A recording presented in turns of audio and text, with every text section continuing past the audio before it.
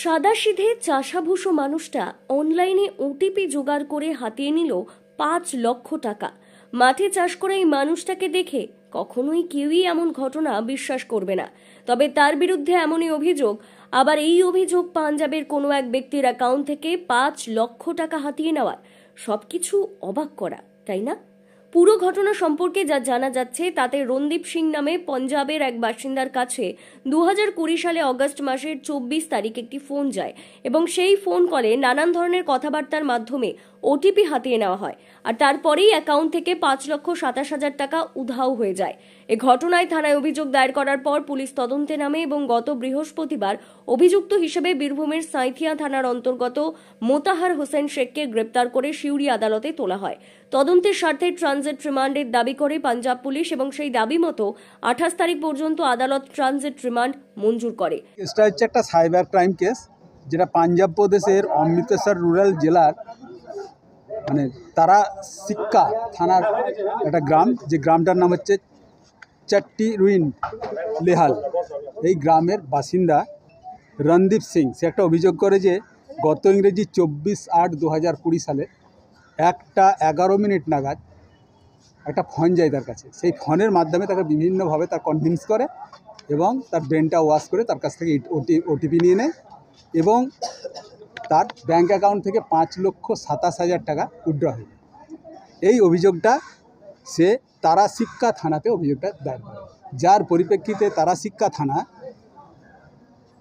PS case number 163 dated 9/10/20 এই তারিখে কেসটা রুজু করে। সেকশন দেয় 420, 120B এবং 66 CD আইটি অ্যাক্ট, এই ধারাতে কেসটা রুজু হয় এবং সেই কেসের পরিপ্রেক্ষিতে তারা সিক্কা থানার পুলিশ এসে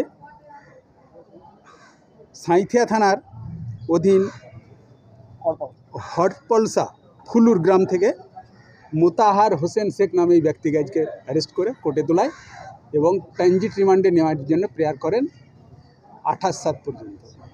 এতদূর পর্যন্ত সবকিছু মোটামুটি সকলের জানা থাকলেও এবার কিন্তু একটি প্রশ্ন বারবার উঠে আসছে গ্রেপ্তার হওয়া ওই ব্যক্তিকে নিয়ে।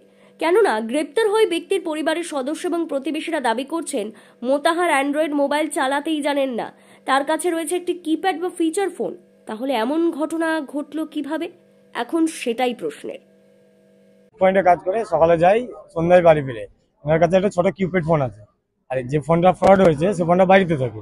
তিনি রাত্রি 10টা-11টার সময় বাড়ি যাই, আবার সকাল 5টার সময় এক পয়েন্টে কাজ করে।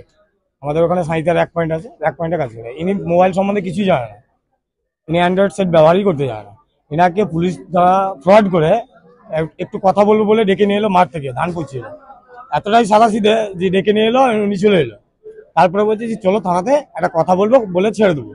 ছাড়ার পরে বলছে না, আপনার অ্যাকাউন্ট থেকে আপনার মোবাইল নাম্বার থেকে অন্য অ্যাকাউন্টে মোবাইল নাম্বারটা লিঙ্ক করানো হয়েছে, তারপরে টাকা তোলা হয়েছে।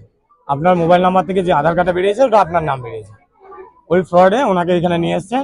নিয়ে আসার পরে আমাদের যে সাঁইথিয়া থানার অফিসার আছে, ওনারা আবার এনার ওপরে একদম সিধা সাদা কোনো জানে না, তাকে ওই চাপিয়ে দিল। কোনো কথাই বলছে না আমাদের সাথে, কিসের জন্য নিয়ে এসছে সেটাও আমাদেরকে বলছে না, শুধু বলছে প্রতারণা হয়েছে, ফ্রড হয়েছে। ফ্রডটা তো অফিসাররা করছে। এখনকার যে ফ্রড, সোনা কারবার সাঁইথিয়া থানাতে ভরি